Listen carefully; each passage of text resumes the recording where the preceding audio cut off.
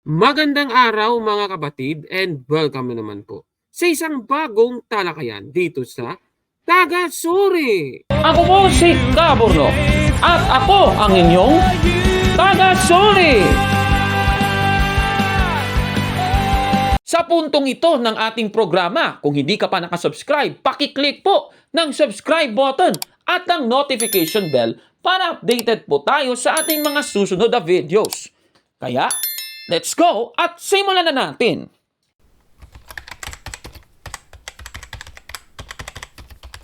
At ipagpapatuloy natin yung pagtalakay tungkol doon sa Filipos 2:6 na ayon po sa mga ministro ni Manalo ay hindi daw kayang patunayan ng talatang yan na si Kristo ay tunay na Diyos din.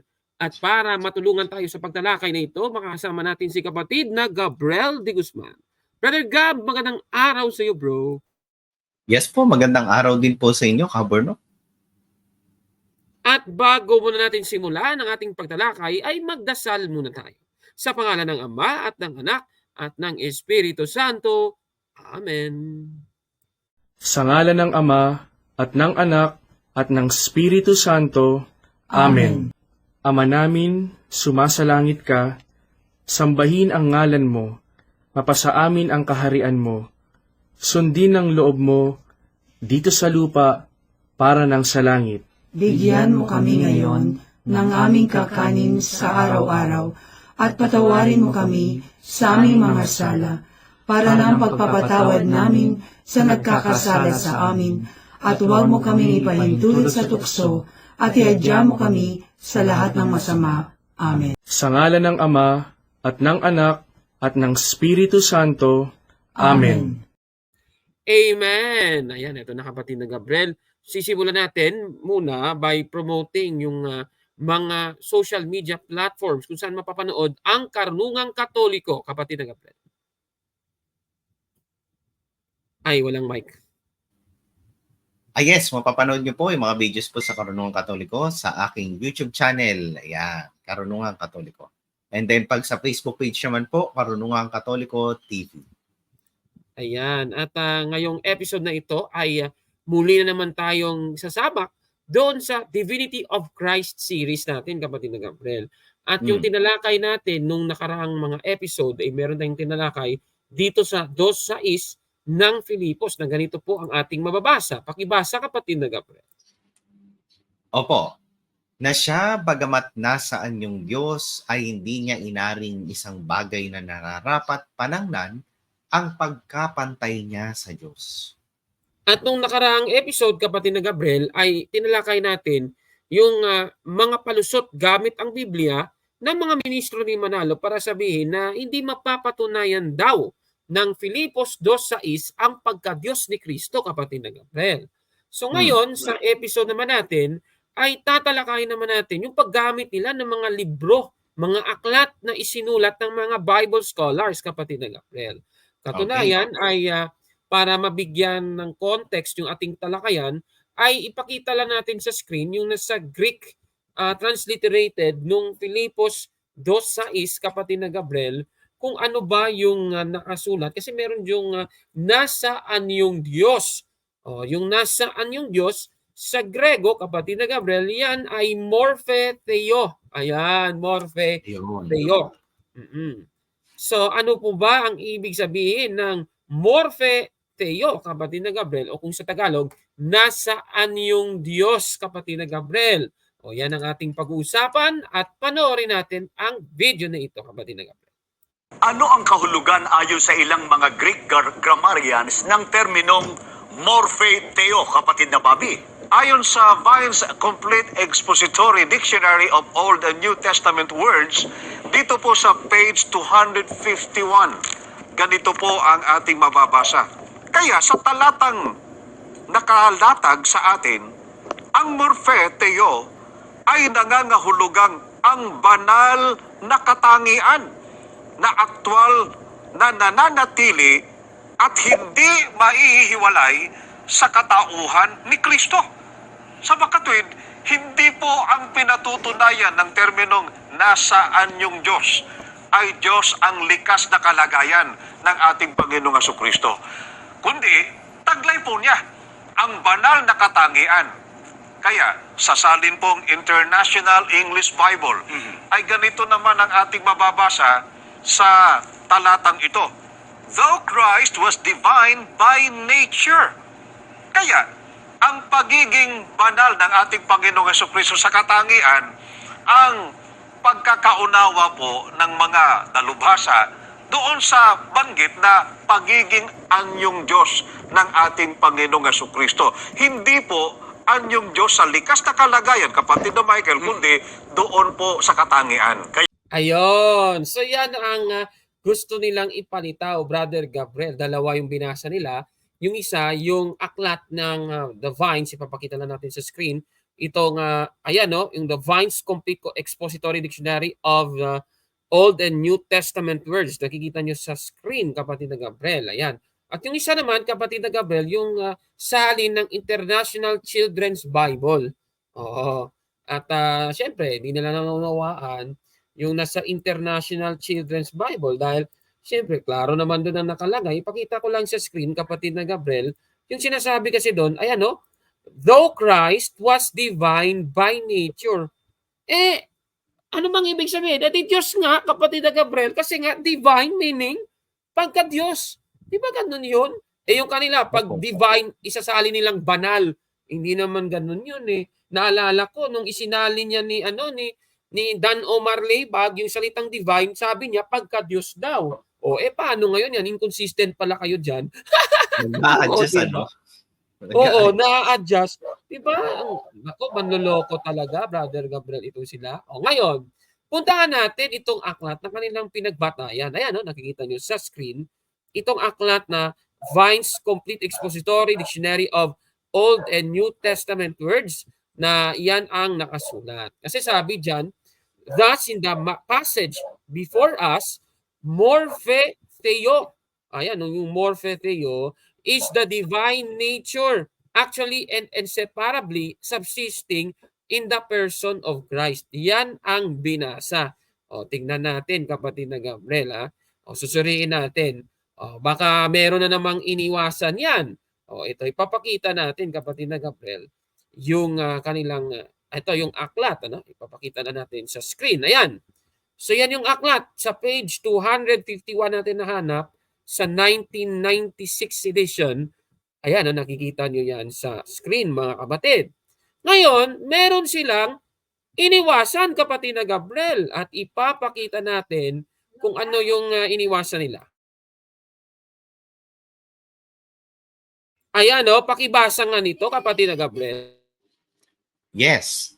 Thus, in the passage before us, morpheteo is the divine nature actually and inseparably consisting in the person of Christ. For the interpretation of the form of God, it is sufficient to say that one, it includes the whole nature and essence of deity and is inseparable from them since they could have no actual existence without it. Ayun pala ka, Murnok. Di ba? Napakaliwanag yan, kapatid na Gabriel. Di ba? Reaction mo muna dito sa kanilang pamumutol, ang ending, yung karugtong, doon pala sila mabubutata, Brother Gabriel.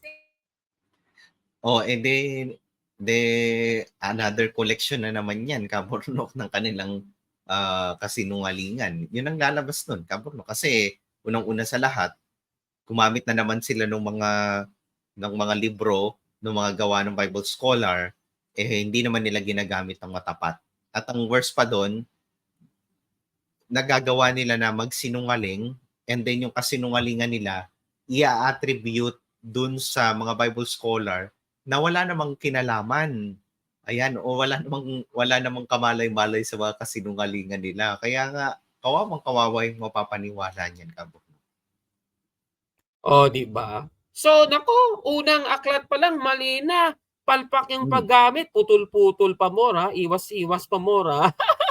Di ba ganun yun? Yes. Di ba? Yan ang masaklap. Basta merong tinatago at talagang hindi kayang tutulan ang katotohanan. Di ba ganun yun, Brother Gabriel? Amen. Ngayon, ito naman yung susunod. Panoorin naman natin yung susunod, kapatid na Gabriel. Pinatututuhanan ba ng mga Bible commentators na ang terminong morphe ay kasing kahulugan ng terminong eikon sa Grego, kapatid na Bobby? Pinatutunayan, kapatid na Michael, dito po sa aklat na The Layman's Bible Commentary. Ganito po ang ating mababasa. Ito po yung sinulat ni Archibald M. Hunter. Dito po sa page 95. Ganito ang pahayag. Ang anyo ay ang wangis ng Diyos. Genesis 1:26. Ito ay kasing kahulugan ng isa pang terminong Griego na ang kahulugan ay larawan o wangis at kapwa kumakatawan sa wikang Ebreo na ginamit sa Genesis. Kaya synonyms yung morphe saka eikon, anyo, larawan. Kung meron man tinutukoy, kapatid na Bobby, gaya ng inyong nalalaman na anyo ng Diyos, ang tinutukoy doon, yung kanyang kaluwalhatian batay sa mga nagsuri o sa mga Bible scholars. Ayan. So yan ang kanilang binasa naman. Kasi ganito yon Brother Gabriel, yung ipinalitaw nila dyan, yung morphe theo, yung salitang morphe at yung salitang eikon. Yung eikon naman, Greek yon ng salitang image, Brother Gabriel. Kaya yung morphe theo o in the form of God, kung sa Ingles, ay image of God din daw. Oh, yan ang kanilang ipinalitaw gamit yung iba't ibang aklat. Sige, so titingnan natin yan, Brother Gabriel. Oh. So, sa tingin mo, Brother Gabriel, ano ba yung mahuhuli natin dito? Sa akin, ang naiisip ko na kagad, Kabornok, kasi nagbibigay na naman sila ng self-interpretation dun sa nakasulat sa gawa ng mga commentators or ng mga scholar. So nag-expect ako ng ng hindi ganun yung tunay na nakasulat or hindi ganun yung interpretation ng scholar mismo. Ganun. Oh, ngayon, kapatid na Gabriel, so isusuriin natin kung ano ba ang meron dito, kapatid na Gabriel. So ipapakita lang natin yung aklat. Ayan, oh. Oh, ayan yung source. Ayan, siguro kukunin na natin yung ating screen. Ayan. So the Layman's Bible Commentary, yun talaga nakalagay, Brother Gabriel, base sa kanilang binasa kanina. So, yung image daw or likeness, synonyms daw nung salitang form doon sa Genesis 1:26. Yan yung kanilang ipinalitaw. O ngayon, ito ang problema. Siyempre, yun lang ang binasa. Ang problema, hindi nila, tignan mo muna sa taas. Basahin muna natin yung sa taas, kapatid na Gabriel. Ano bang sabi dyan? Ayan ang nakasulat po dito, though he was in the form of God, as a Greek verb which means existing originally. It refers to Christ's pre-incarnate state. Ayun, di ba? Yes, yan So, ibig sabihin, Brother Gabriel, si Kristo pala, meron palang, ayan pre-incarnate state, Brother Gabriel. Yes. Diba? Di naman naniniwala yung INC dyan, kaya nga hindi nila binasa yan. Di ba ganun yun? Diba? Ay, nako. So, yan palang ibig sabihin nung tinutukoy doon sa Filipos 2:6, kapatid na Gabriel, yung phrase na though he was in the form of God, tumutukoy pala yon sa pre-incarnate state ng ating Panginoong Jesucristo. Kaya, nako, Amen. ang daya talaga, Brother Gabriel, pinutol na naman. Kasi parang chef, ayun, di ba? Oo, naalala ko tuloy yung kaibigan kong chef, nagluto para sa amin. Ang dami namang sahog, Brother Gabriel. Wow. So, parang ganito din, parang ganito din, Brother Gabriel, maraming sahog na hindi isinali. Ayun! Yun lang. Yan masaklap doon. Ngayon, kapatid na Gabriela, puntahan natin. Kasi kanina, pinutol nila, ipapakita na natin ulit sa screen, yung ginawa nila ganito, no? Yan lang ipinakita. So, nakita na natin yung sa taas. Ngayon, ipapakita ko naman, Brother Gabriel, yung nasa baba ng quotation na kanilang binasa. Ito, basahin natin, kapatid na Gabriel, ang sa baba. The form is the likeness of God, Genesis 1:26.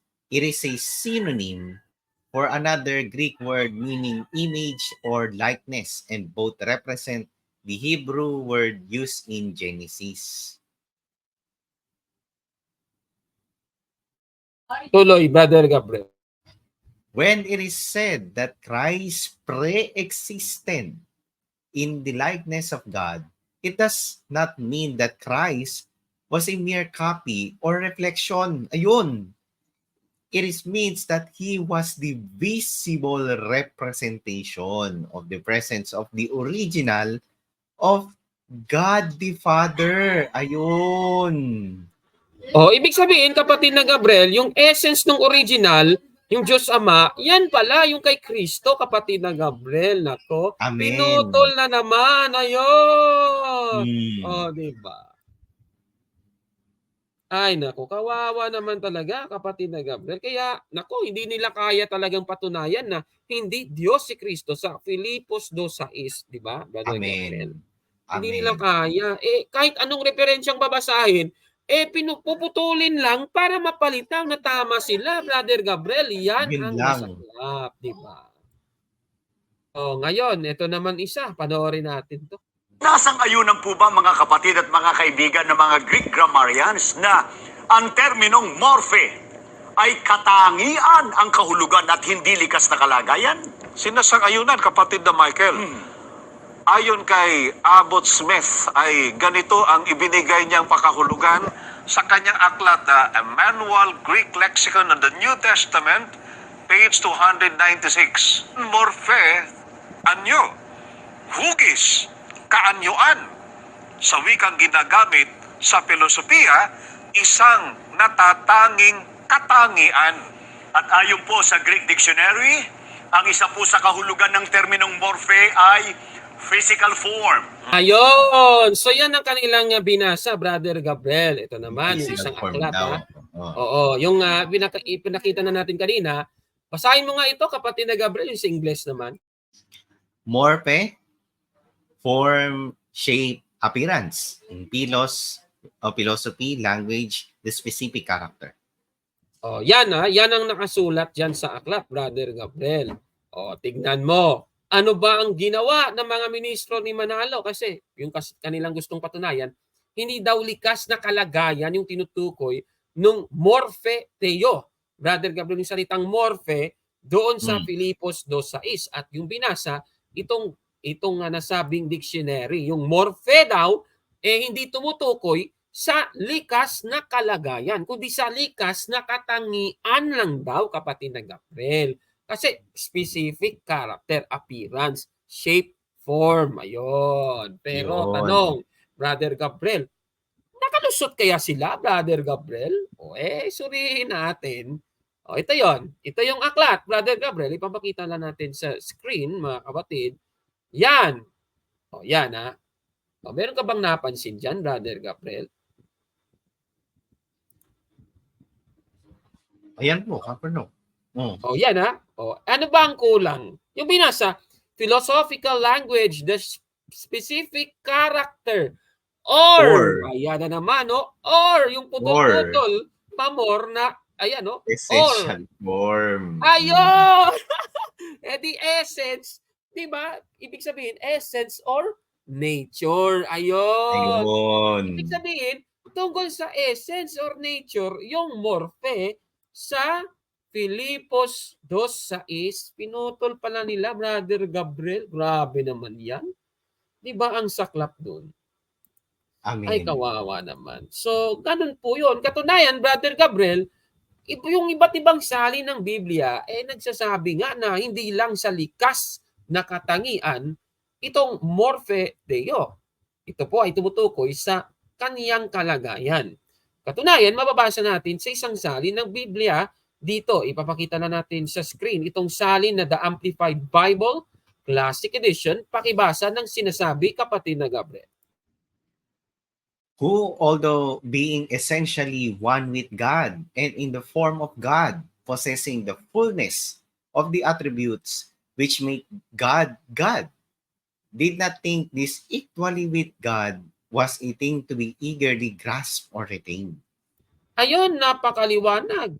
essentially one with God. Ibig sabihin, in essence, nagkakaisa sila ng Diyos, kapatid na Gabriel. And in the form of God, possessing the fullness of the attributes which make God, God. Kaya tama, Diyos nga si Kristo, o di ba? At hindi lang yan, mas masaklap. Ito, basahin natin. Kanina, yung binasa, Classic Edition ng Amplified Bible. Yung babasahin natin, yung expanded version. Ano ba ang sabi?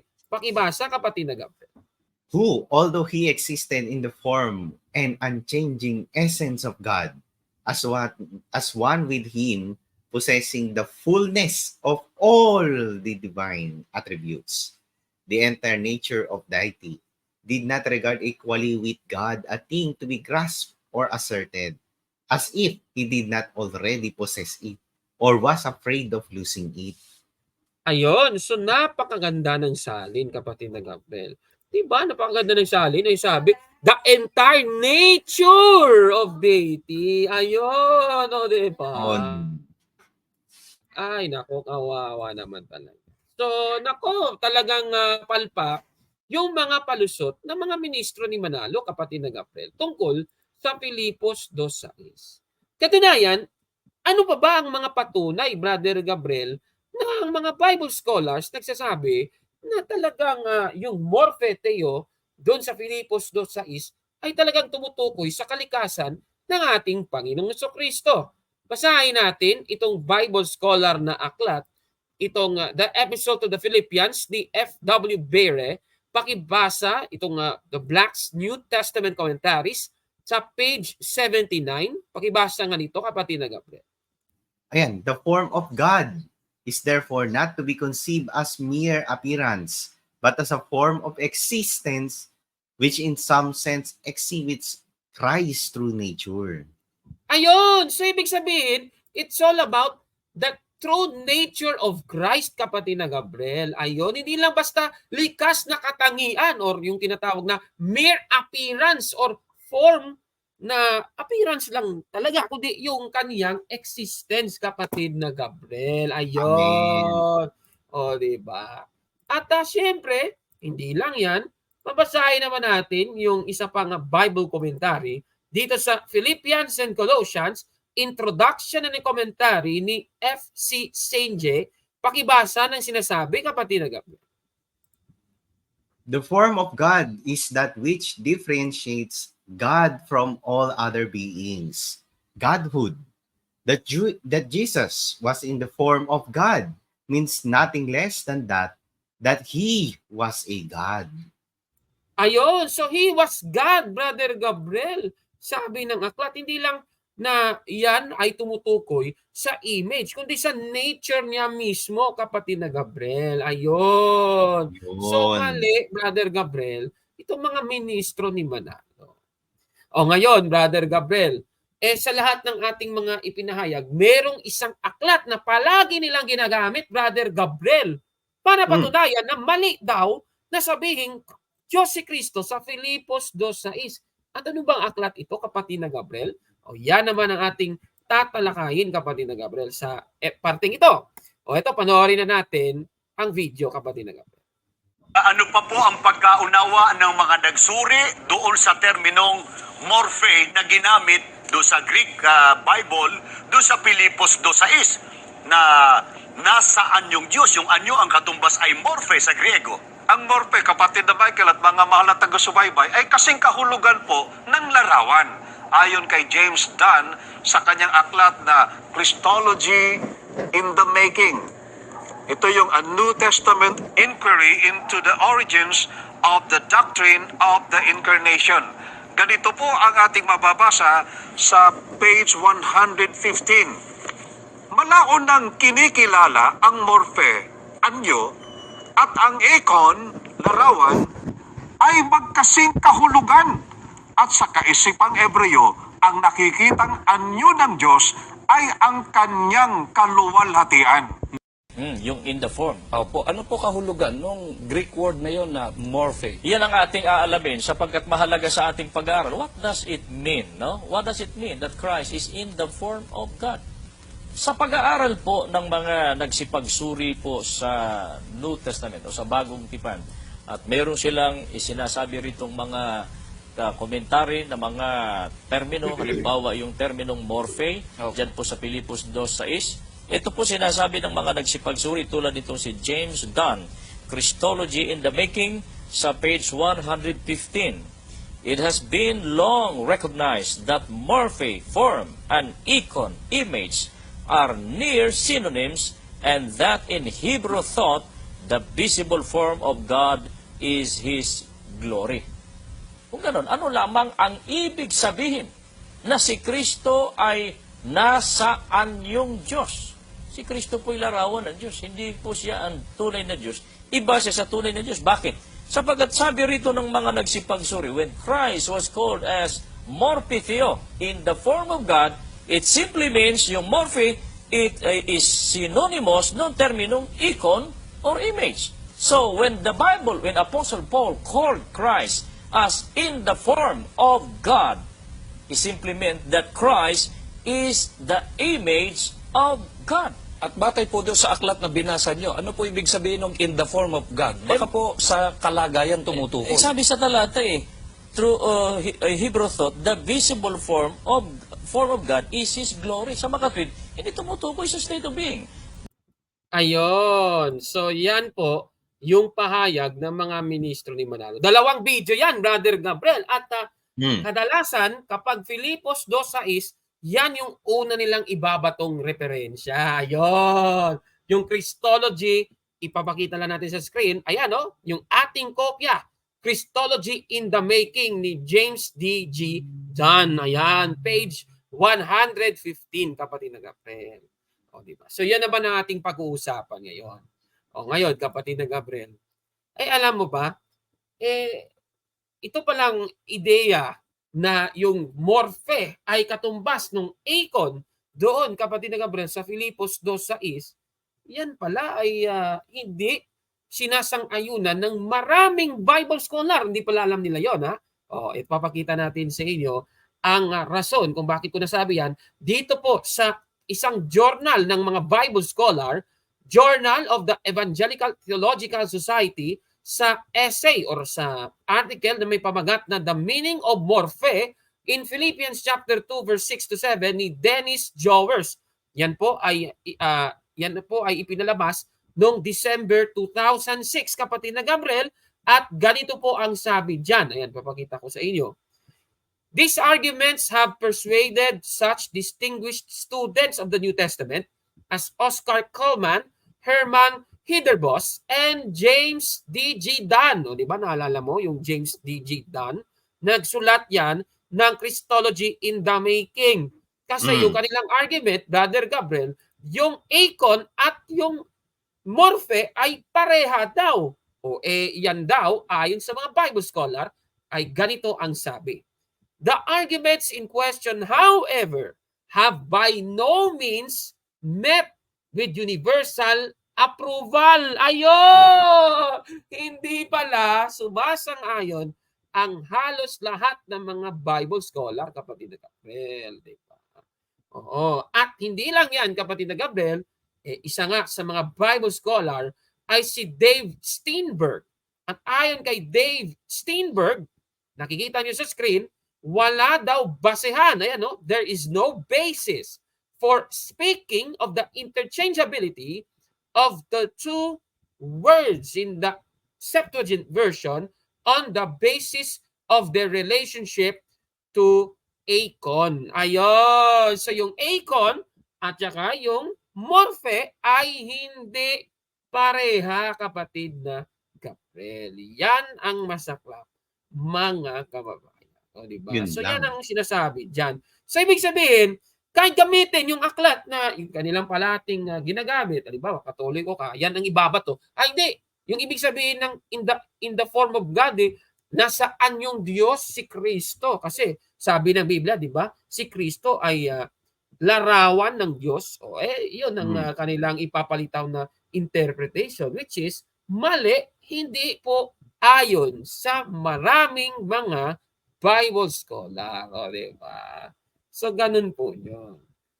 So, yan So, at least, nasagot na natin yung halos lahat ng mga Bible, yung mga references na kanilang parating ginagamit, kapatid na Gabriel. So, reaction mo muna dito sa ating tinalakay sa episode na ito. Oh, edi tama na naman tayo. Kung ano-ano yung mga pinagkukuha nilang referensya, hindi din naman pala nila naiintindihan. O, di ba?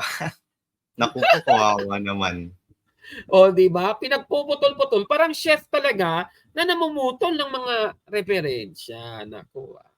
So, talagang hanggang ngayon, sa episode natin, hindi po nila napatunayan na si Kristo ay hindi tunay na Diyos doon sa 2:6 ng Filipos, mga kapatid. Anong masasabi ninyo sa ating episode ngayon? Paki-comment po sa baba, mga kababayan.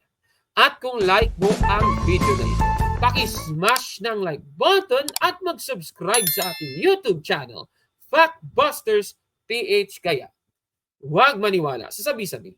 I-check mo na kung fact nga talaga. Hanggang sa susunod na episode, kasama si kapatid na Gabriel de Guzman, ako po si Gabor at kami ang inyong taga-suri. O, sige na, Brother Gabriel, ha? O, parang ang lalim ng ating episode ngayon. At least napatunayan natin na mali ang kanilang sinasabi. O, sige na, Brother Gabriel. Bye po, mga kapatid. I am Catholic. I